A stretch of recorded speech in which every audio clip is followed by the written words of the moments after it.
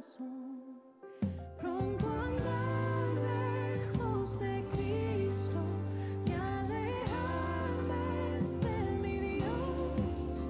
Hoy mi corazón te rindo, hazlo tuyo, oh Señor.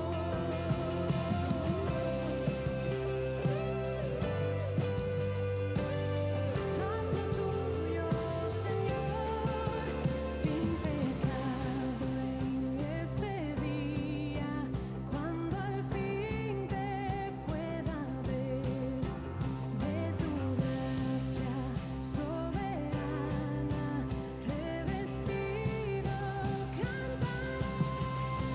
Cumple pronto tu promesa, no te tardes, vuelve ya, hasta el día en que te vea, tu poder me guardará.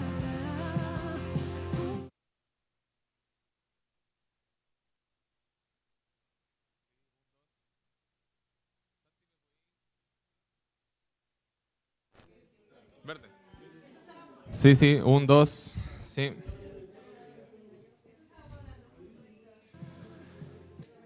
Bien.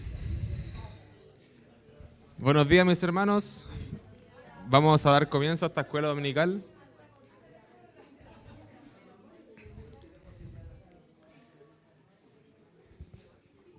Los invito a tomar asiento.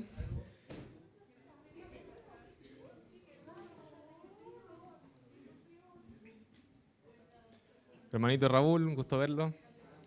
Buenos días. Bien, ¿cómo están con el cambio de hora? ¿Bien? ¿Sí? ¿Con sueño? Sí, sí. Está dividida la iglesia más o menos. No, pero estamos bien, ¿cierto? Bien, vamos a dar comienzo en honor al tiempo bien rapidito. Amén, vamos a orar al Señor. Amén.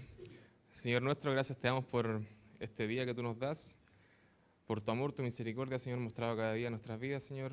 Podemos ver tu mano, Señor, en cada cosa que hacemos, Señor, cada cosa que emprendemos, cada cosa, Señor, que Señor, esperamos, Señor. Eso siempre está marcado, Señor, por ti. Está, Señor, tu mano poderosa en cada cosa, Señor. Gracias. Padre amado, ayúdanos, Señor, en esta hora. Acompáñanos y danos gracias, Señor, para poder aprender de tu palabra, conocerte un poco más, Señor, y darle gracias al hermano, Señor, que va a exponer. En el nombre de Cristo Jesús. Amén. Vamos entonces a dar el paso a nuestro hermano Nemi para que dé la exposición.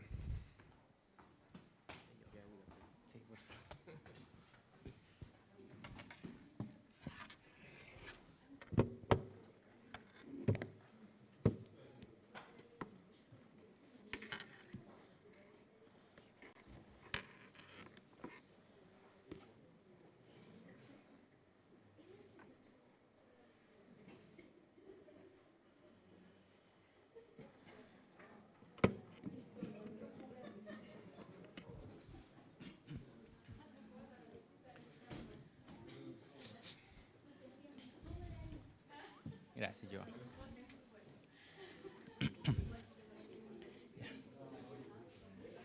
Bien, muy buenos días.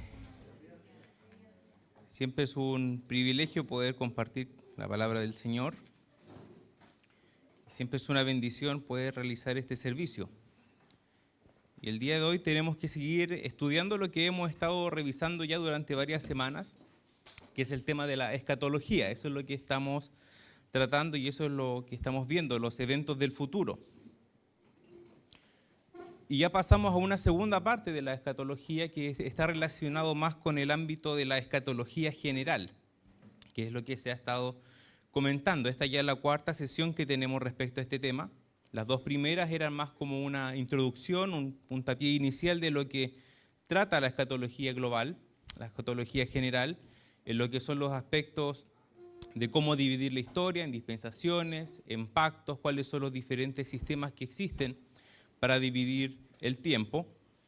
Y la semana pasada estuvo nuestro hermano Enrique hablando sobre un tema que era el rapto y también una distinción entre Israel y la iglesia. Y hoy tenemos que hacer entonces la segunda parte de ese tema. Eso es lo que tenemos que estar viendo. Así como nuestro hermano Enrique nos dejó bien claro y invirtió bastante tiempo y bastantes versículos en dejar claro que la iglesia no era lo mismo que Israel, y también mencionando que el rapto era un suceso que es inminente, hoy nosotros tenemos que ver la continuación y dejar en claro también que el rapto no es sinónimo a la segunda venida del Señor. Son dos cosas distintas. Son dos eventos que no son iguales.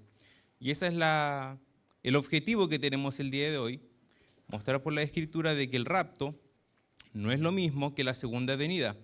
Aunque si bien hay personas que lo usan como sinónimo muchas veces, no son palabras y no son sucesos sinónimos, sino que son distintos. Y eso es lo que tenemos que estar analizando el día de hoy a la luz de la Escritura. Así que vamos a estar revisando eso, pero no sin antes ir a dirigirnos al Señor en oración.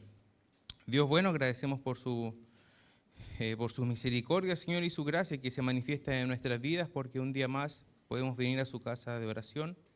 Y sabemos, Señor, que son por los méritos suyos, porque su benevolencia, Señor, se manifiesta día tras día. Y podemos, Señor, nosotros venir y compartir con los hermanos, podemos saludarnos, Señor, y ahora tener un momento donde podemos aprender de su palabra. Y queremos rogar, Señor, que al momento de exponernos a ella, sea usted quien nos hable por medio de su Espíritu. Queremos pedir, Señor, que sea su Santo Espíritu quien nos guíe a toda verdad. Y rogamos también que sea el Espíritu Santo quien nos ministre, quien sea Él quien ministre los corazones según la necesidad de cada uno. Ayúdenos, Señor, a poder comprender las verdades que hay en su palabra, a no solamente atesorarlas en el ámbito intelectual, sino que también llevarlas al área práctica. Hoy una vez más, Señor, queremos pedir que usted abra nuestros ojos para que podamos ver las maravillas de su ley. Rogamos de su gracia, Señor, y dejamos todo este tiempo en sus manos, en el nombre de Jesús. Amén.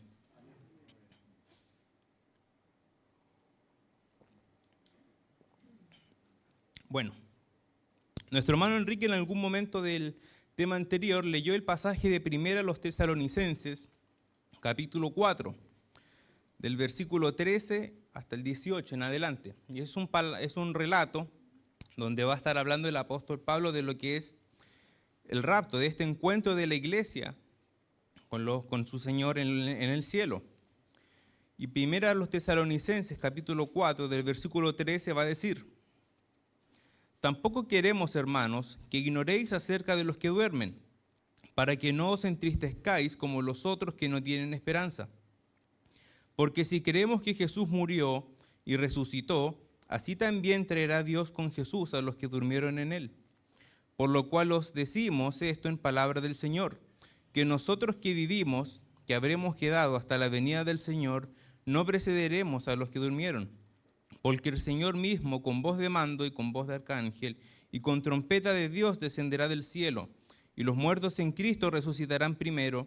Luego nosotros, los que vivimos, los que hayamos quedado, seremos arrebatados juntamente con ellos en las nubes, para recibir al Señor en el aire, y así estaremos siempre con el Señor. Por tanto, alentaos los unos a los otros con estas palabras. Ese es el relato que está haciendo el apóstol Pablo en lo que se refiere a la venida del Señor, pero específicamente al rapto, al encuentro de la iglesia con su Señor en las nubes. Y es una esperanza que tienen los cristianos, porque así lo dice el apóstol Pablo. Porque si creemos que Jesús murió y resucitó, así también traerá Dios con Jesús a los que durmieron en él. Por lo cual os decimos esto en la palabra del Señor, que nosotros que vivimos, que habremos quedado hasta la venida del Señor, no precederemos a los que durmieron. Es el encuentro del Señor con su iglesia. Por lo que la primera definición que tenemos que considerar es que el rapto es el encuentro de la iglesia con su Señor en las nubes, en el aire. No es un suceso que ocurre en la tierra, sino que va a ocurrir en el aire. La iglesia es tomada y es llevada por los cielos, y en el cielo es donde se encuentra con su Señor.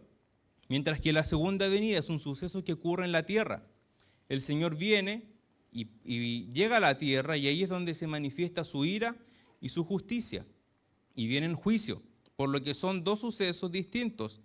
Ahora, el apóstol Pablo aquí señala y dice que nosotros que vivimos, que habremos quedado hasta la venida del Señor, no precederemos a los que durmieron. Es decir, que el apóstol Pablo también señala que él tenía la posibilidad de haber vivido el rapto, ¿Qué significa eso? Y es lo que mencionaba el hermano Enrique la semana pasada, que el rapto es un suceso inminente para la iglesia.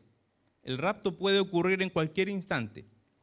No necesita de una señal o de un suceso que lo anteceda. ¿Qué quiere decir eso? Para que ocurra el rapto no tenemos que decir, el rapto no puede ocurrir porque no ha pasado tal suceso. O cuando ocurra tal suceso, ahí recién puede ocurrir el rapto. Eso no es así, la Biblia no lo señala.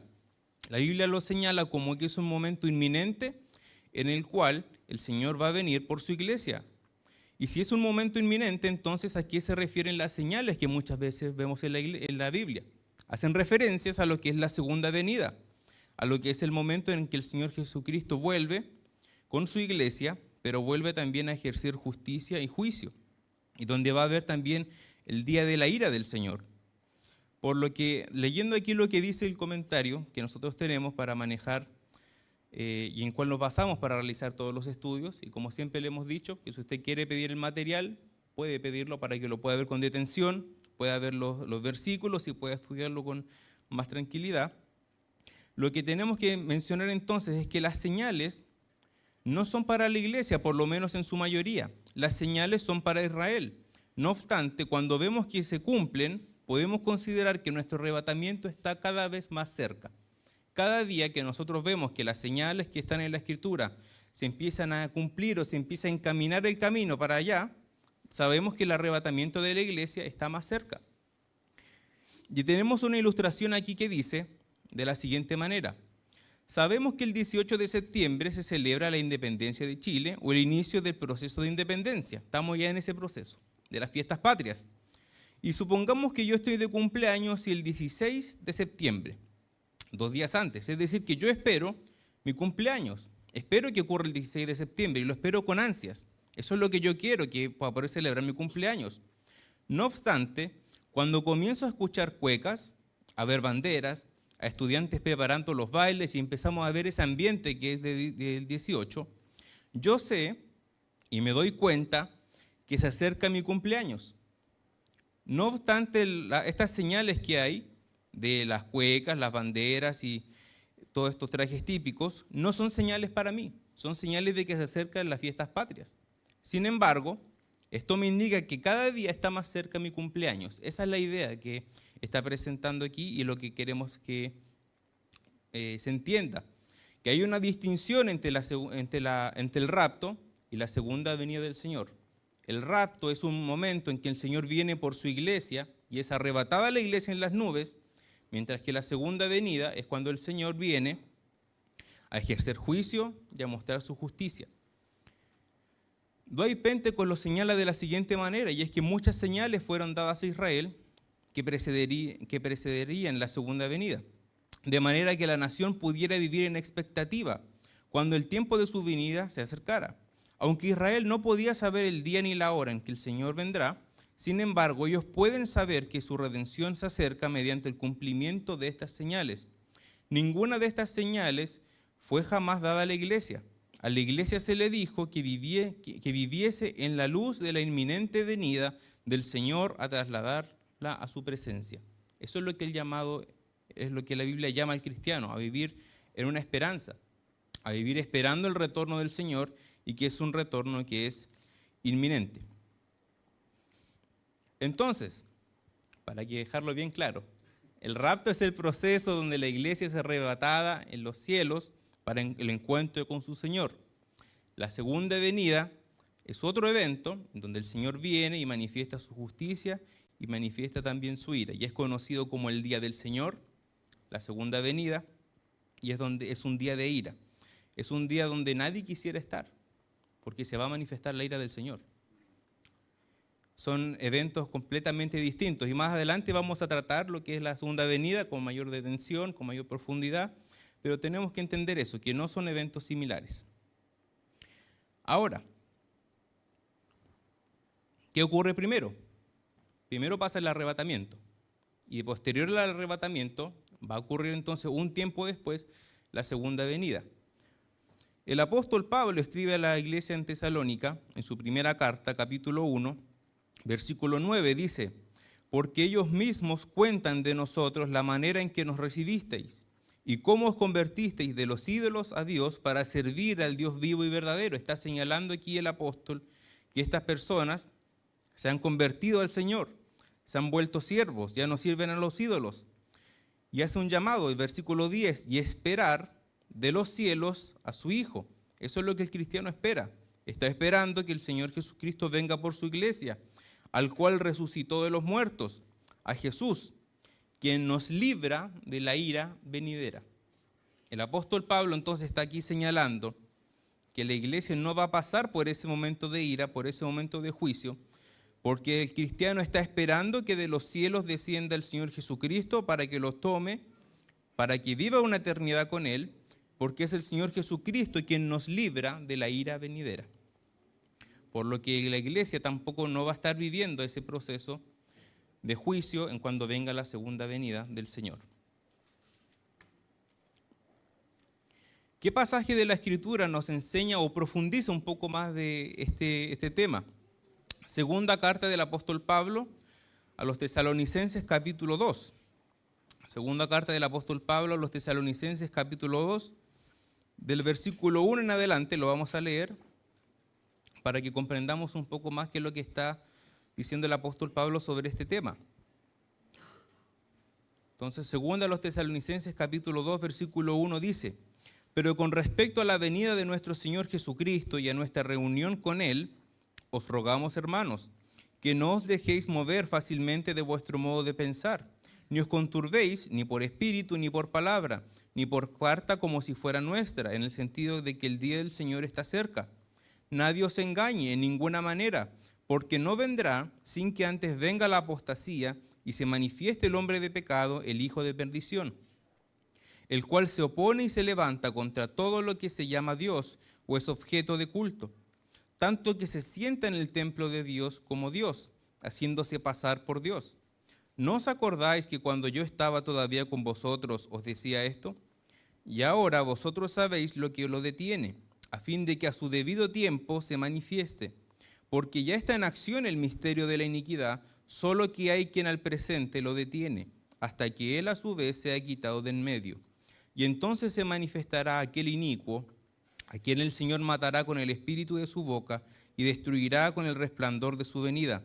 Inicuo cuyo advenimiento es por obra de Satanás, con gran poder y señales y prodigios, mentirosos, y con todo engaño de iniquidad para los que se pierden, por cuanto no recibieron el amor de la verdad para ser salvos. El apóstol Pablo aquí está señalando lo que es esta segunda venida. Y tenemos que considerar lo que es el contexto en el que el apóstol Pablo está escribiendo, porque el apóstol Pablo le está escribiendo por segunda vez a los hermanos que están en los Tesalonicenses. ¿Y qué es lo que el apóstol Pablo les está pidiendo? Primero les dice que estos hermanos estaban cuestionando sus creencias, sus seguridades respecto a ciertos temas. Por eso el apóstol Pablo dice, no se dejen mover fácilmente. Y es porque se postula que estos hermanos estaban viviendo aflicciones o estaban pasando por un mal momento, por una situación compleja. Y debido a esto ellos comenzaron a surgir el pensamiento de que el arrebatamiento ya había pasado. Entonces ellos están viendo que el arrebatamiento, según ellos, ya pasó. Entonces ellos están viviendo el día del Señor, están viviendo lo que es el juicio y la ira del Señor. Eso es lo que ellos estaban creyendo.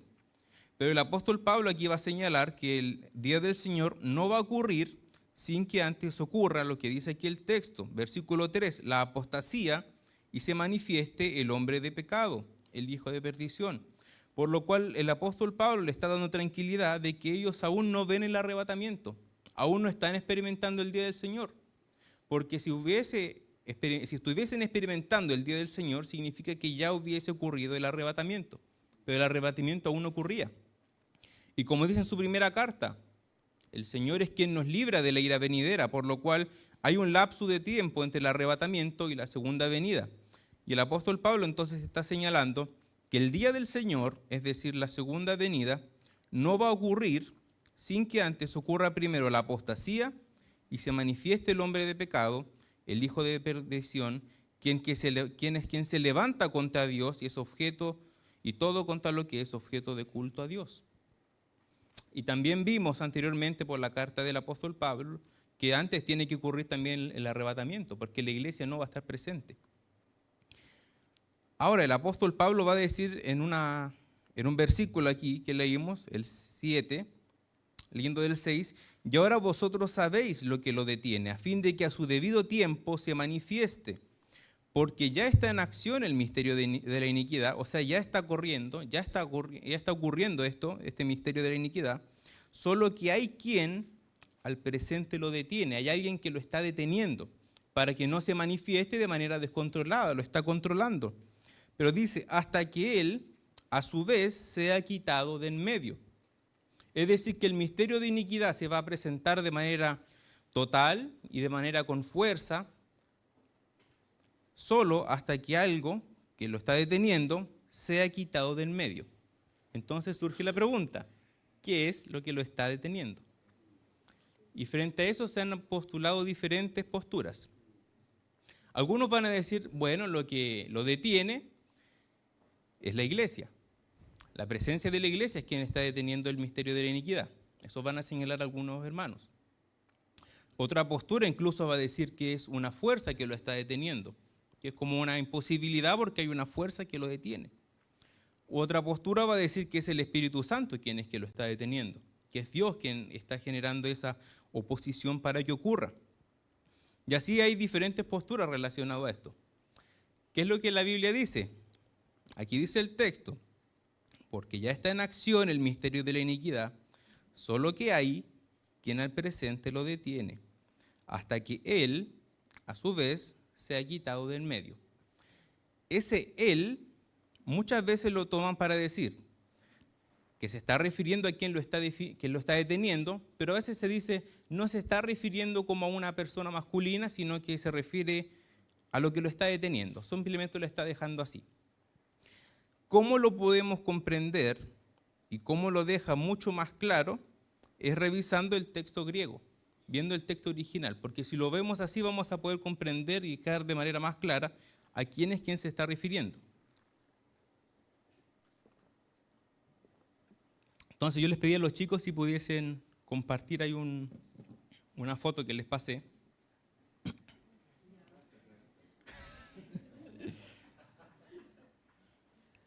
Y este es el pasaje que está en 2 de los Tesalonicenses, el capítulo 2, versículo 7. Esta vez puse el texto griego arriba y abajo lo que es la transliteración, lo que es la traducción literal de cada palabra. Como es una traducción literal, hay veces que hay palabras como que uno dice no tiene como cierta armonía entre ellos, pero es por eso, porque es una traducción completamente literal. Y puso en rojo 3 palabras. Monón o catechón, dice ahí en el texto griego, y hay una que yo la señalé con rojito en negrita y está subrayada con negro, o sea, con una línea, y es un O.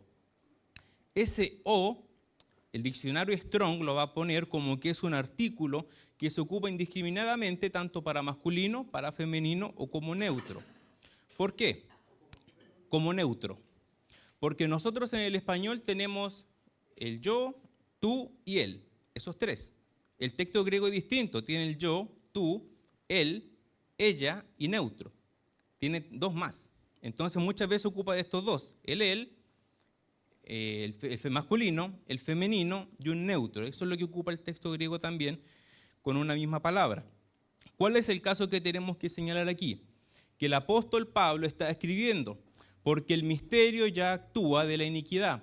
Solo él que detiene ahora hasta que de en medio sea quitado. Voy a decir una frase que es como técnica. Ese él que está ahí es un artículo determinado.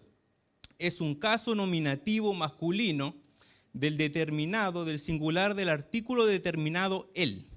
Suena una frase media larga, pero lo vamos a decir de nuevo. Es un caso nominativo del masculino, del singular del artículo determinado él. ¿Por qué hago énfasis en decirlo varias veces? Porque el texto griego está señalando que al ser un caso nominativo es alguien que realiza la acción. Está en singular usando el artículo determinado él. Está hablando de una persona, no de una fuerza. Es una persona que está realizando la acción. Está en tercera persona del singular, es un masculino. Y por tanto está hablando de una persona, no de una fuerza, de un masculino, por lo tanto queda anulada también la razón de que pueda ser la iglesia. Por lo que el apóstol Pablo está señalando con este versículo que quien destiene al misterio de la iniquidad es la acción del Espíritu Santo, es la acción de Dios. Eso es lo que está señalando el pasaje. Gracias, chicos. Ahí está lo que quería usar con respecto al texto griego. Entonces, lo que lo detiene es el Espíritu Santo. Es Dios que lo está deteniendo. Y también tenemos que pensar, ¿quién más va a tener el poder suficiente para detener a un misterio así? A una obra. Tiene que ser el Espíritu Santo. Pero aquí el apóstol va a decir que sea quitado de en medio. Entonces dice, como es quitado del medio, el Espíritu Santo se va a ir. Y como se va a ir, va a poder realizar toda esta acción. Eso también no es correcto. Tenemos que comprender que está diciendo que sea quitado de en medio. Es decir, que se hace un lado para que empiece a ocurrir todo el misterio de la iniquidad.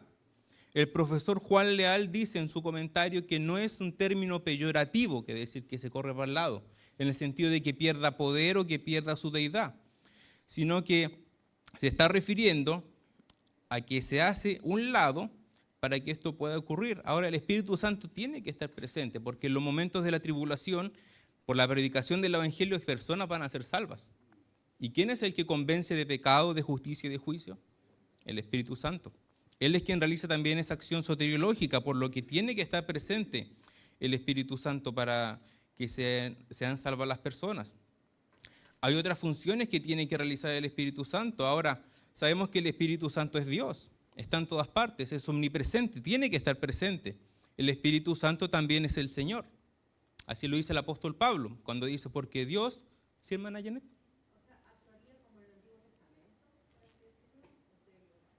Seguiría realizando la misma acción que hace actualmente.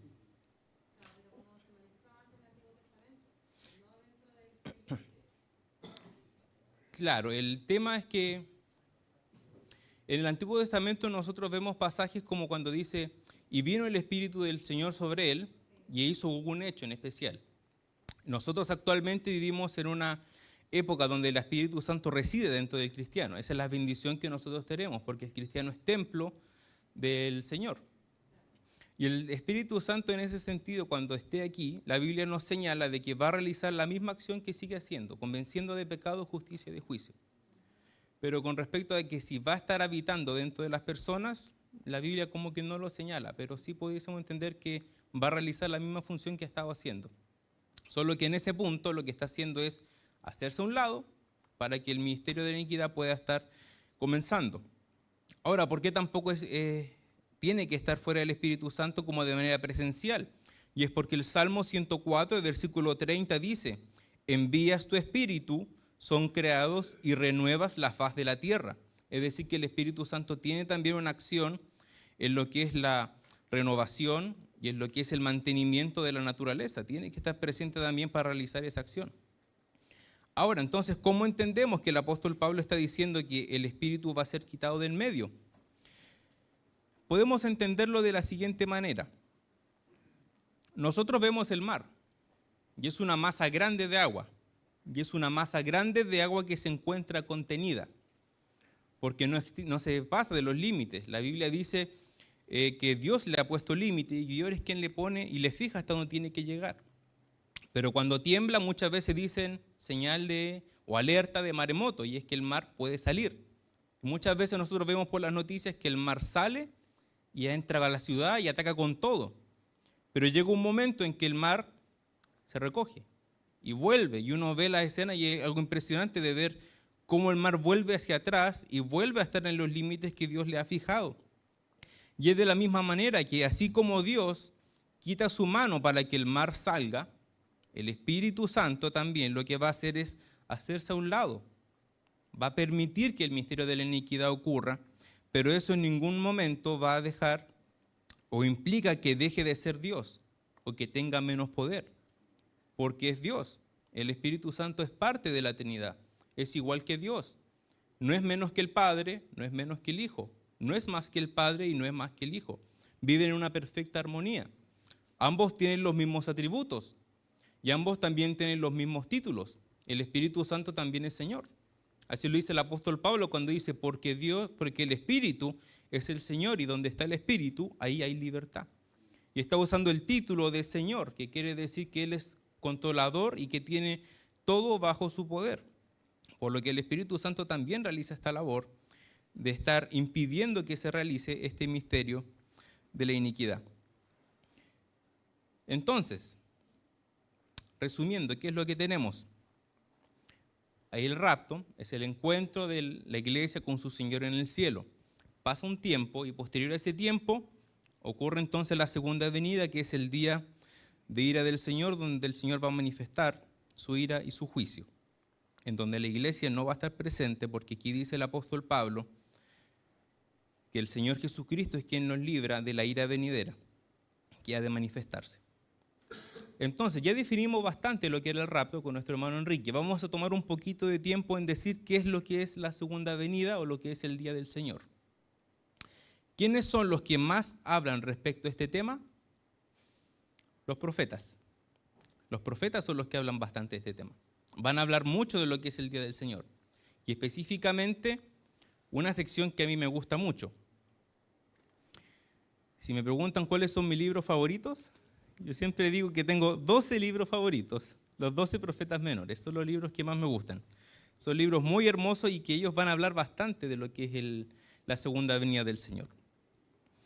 Al ser profetas menores, no significa que sean profetas de menor categoría.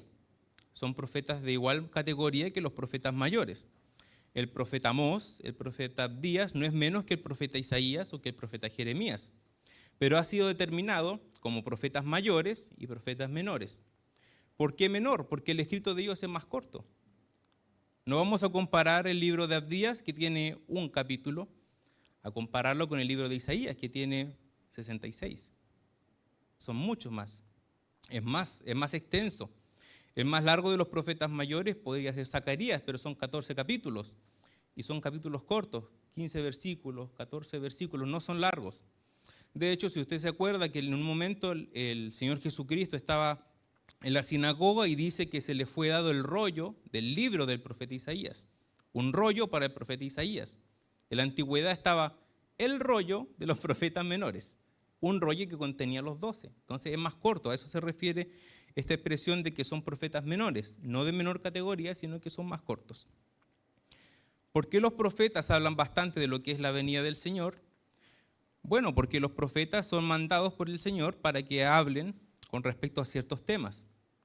A veces tomamos una mala o una definición errónea y decimos que el profeta es alguien que predice el futuro. Eso no es un profeta, eso es un vidente. El profeta es quien habla en lugar de otro, pero no da su mensaje, sino que da el mensaje que se le dijo que diera. ¿Cuál es la mejor definición para un profeta? La que se expone en Éxodo capítulo 4, del versículo, vamos a leer el versículo 15.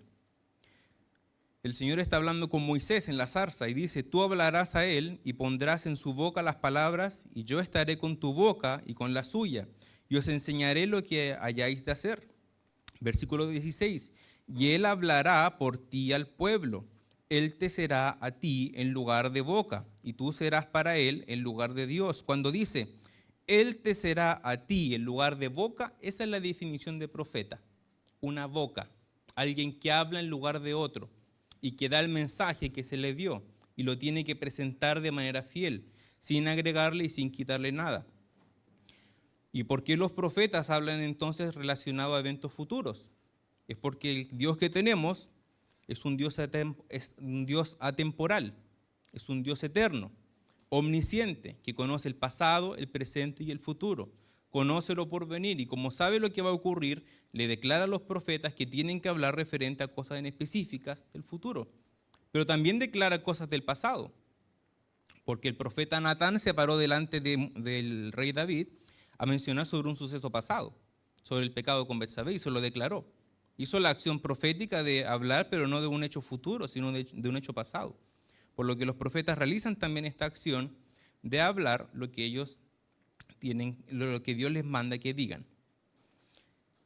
Ahora, porque los profetas van a estar hablando bastante de lo que es el día del Señor, porque en su mayoría todos van a destinar por lo menos un capítulo, 2 capítulos o muchos versículos para hablar del día del Señor. ¿Por qué los profetas hacen esto? Y hay una razón. Y es que los profetas están viendo que para ellos viene un juicio, viene un cautiverio. Y ese cautiverio es lo que ellos también lo denominan como el día del Señor, donde va a ocurrir. Entonces, necesito aquí a 2 personas. Así que, hermano Julito, ya está aquí adelante y vamos a aprovechar a Dino, a los 2. ¿Profeta mayor?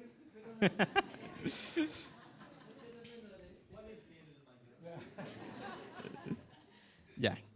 Necesito aquí, para que entendamos algo claro, necesito que uno se pare aquí, hermano Julito aquí, y que el Dino se quede ahí. Ahí están bien. Ahí, bien lejos. Muchas veces nosotros nos ponemos en la posición que está el profeta. ¿Dónde está el profeta? Yo voy a hacer como que estoy en el profeta. El profeta está mirando desde este punto el futuro, los eventos que están allá. Donde yo estoy parado, yo veo que se acerca el hermano Junito y Dino, y los veo a los 2. Y yo los veo como que es un evento que está junto, desde mi perspectiva. Desde la perspectiva de la hermana Mini, ¿están juntos o están separados? Hay una distancia entre ellos 2. Hay un tiempo, hay un lapso de tiempo, pero muchas veces nos ponemos del punto de los profetas, mirando hacia allá y el profeta ve como que es un evento único. Pero muchas veces vamos a ver que son eventos separados, que están por una separación en el tiempo. Y nosotros lo vemos en la Biblia a veces como que son eventos, o es una profecía, pero es una profecía que está dividida en 2 puntos. Para ejemplificarlo de forma fácil, el profeta Isaías en el capítulo 61 dice: el Espíritu de Jehová está sobre mí, porque me mandó a predicar, y señala muchas cosas. Y dice Lucas que el Señor Jesucristo se le dio el rollo del profeta Isaías y comenzó a decir estas cosas. Y dice, y a predicar el año de la buena voluntad del Señor. Y habiendo cerrado el rollo, dijo que esto se cumplió delante de ellos. La profecía seguía. ¿Por qué sigue la profecía? Porque hay un lapso de tiempo entre un evento y otro hasta que ocurra el día de la ira del Señor, del juicio. Eso es lo que señalan los profetas. Hay 2 eventos que están separados por un lapso de tiempo, pero que muchas veces se hablan como que fuese sinónimo. Gracias, hermano. Ahí después hablan con el hermano Enrique para que les pague. No hay plata, dice.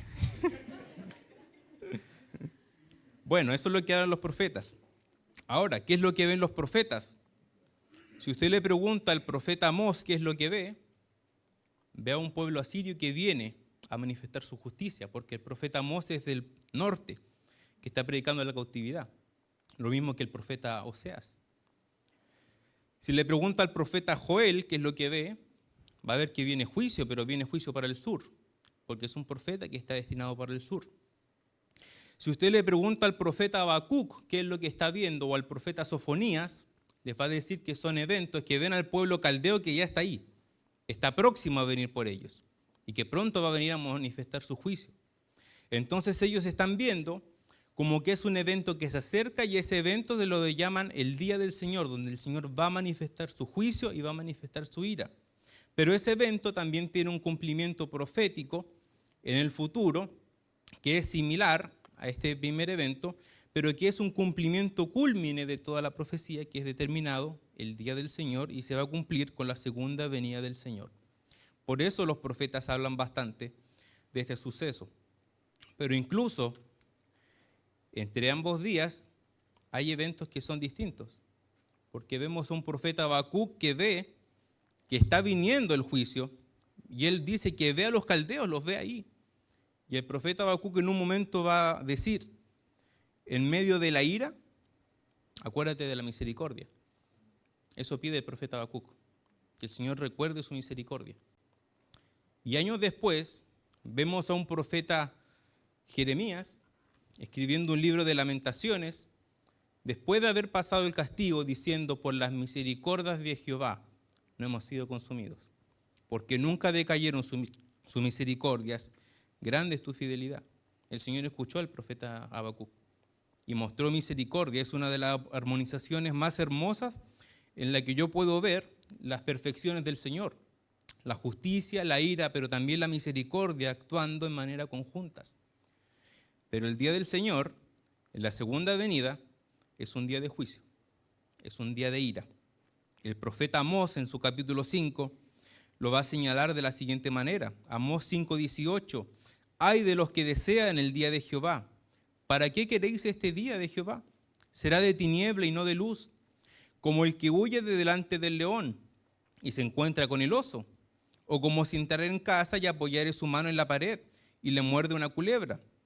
¿No será el día de Jehová tinieblas y no luz, oscuridad que no tiene resplandor? Es un día que nadie quiere estar viviendo y es un día, como dice aquí, no pueden escapar porque huye del león y se encuentra con un oso. Y va a su casa a refugiarse y pone su mano en la pared y lo muerde una culebra. O sea, es algo que no puede escapar. El profeta Joel en su capítulo 2, versículo 1 va a decir, tocad trompeta en Sión, dad alarma en mi santo monte, tiemblen todos los moradores de la tierra, porque viene el día de Jehová, porque está cercano. Día de tinieblas y de oscuridad, día de nube y de sombra, como sobre los montes se extiende el alba, así vendrá un pueblo grande y fuerte, semejante a él, no lo hubo jamás, y después de él lo habrá en años de muchas generaciones. Y así pudiésemos seguir con muchos profetas mostrando de que hablan del día del Señor, y hablan bastante de este tema. Y ellos lo hacen referente, primero en un futuro cercano, el pueblo que los viene a llevar deportados, y un futuro lejano, haciendo referencia a la segunda venida del Señor. Por lo que ya dejamos bastante claro que no son días similares el arrebatamiento y la segunda venida, son días distintos. Doy Pentecostés da muchas razones, pero podemos, y ya las hemos mencionado de a poco. En el arrebatamiento ocurre algo para la iglesia. El día del Señor la iglesia no está comprometida, sino que el Señor viene a ejercer juicio. El arrebatamiento es algo que ocurre en el aire. La segunda venida es algo que ocurre en la tierra. En un instante, la traslación de la iglesia es algo que es inminente. Ya vimos porque en la segunda venida hay señales que tienen que señalan que viene cerca. La traslación de la iglesia es un mensaje de consuelo. Nos consuela saber que el Señor viene por su iglesia. Pero también la segunda venida no es un mensaje de consuelo, es un mensaje acompañado por juicio, por lo que no son eventos similares. ¿Cuál es con qué forma debiésemos mirar nosotros la segunda venida y el rapto? Como lo dice el profeta Amós en el capítulo 4. Amós capítulo 4, versículo 12. Dice, por tanto, de esta manera te haré a ti, oh Israel. ¿Y por qué te he de hacer esto? Prepárate para venir al encuentro de tu Dios, oh Israel. Pienso que esa es la forma en que debiésemos ver. ¿Está preparado para ir al encuentro de su Señor en el rapto? ¿Se encuentra preparado? Ese encuentro, ¿cómo va a ser? Va a ser un encuentro glorioso sin duda, pero va a ser un encuentro que va a ser de gozo porque yo sé que me voy a encontrar con mi Señor. ¿Va a ser de alegría? ¿Cómo lo va a ver el Señor? ¿Cómo me voy a encontrar con Él? ¿Me voy a presentar de Él sin mancha? Sabemos que Él vamos a ser sin mancha y sin arruga, porque así lo señala el apóstol Pablo en Efesios capítulo 5.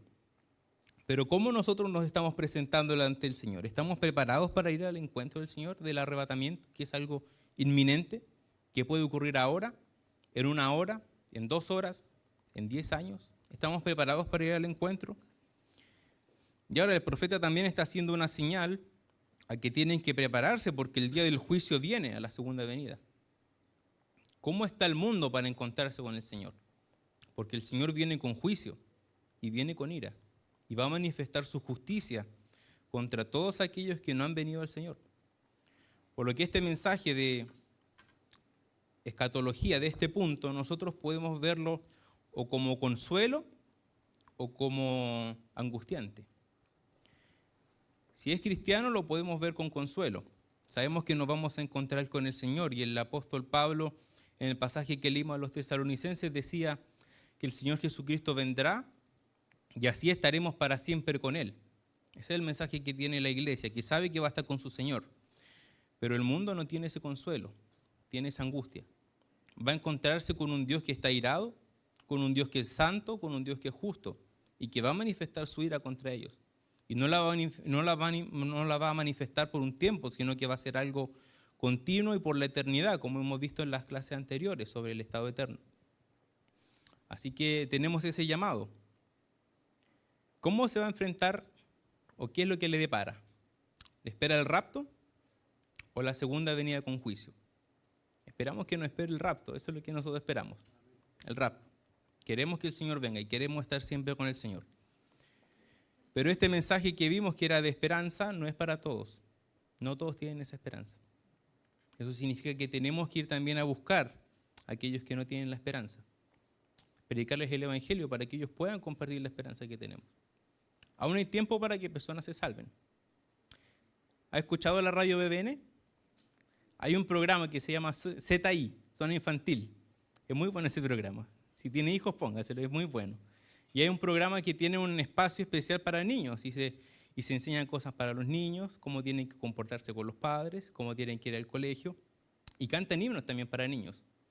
Y hay un himno que me gusta mucho que se llama El Tren del Evangelio. Es muy lindo ese himno. Y hay una parte que me gusta porque dice, aún hay lugar, grita el guardia. Aún hay tiempo. Más personas pueden ser salvadas. La gracia del Señor puede extenderse para salvar a los pecadores.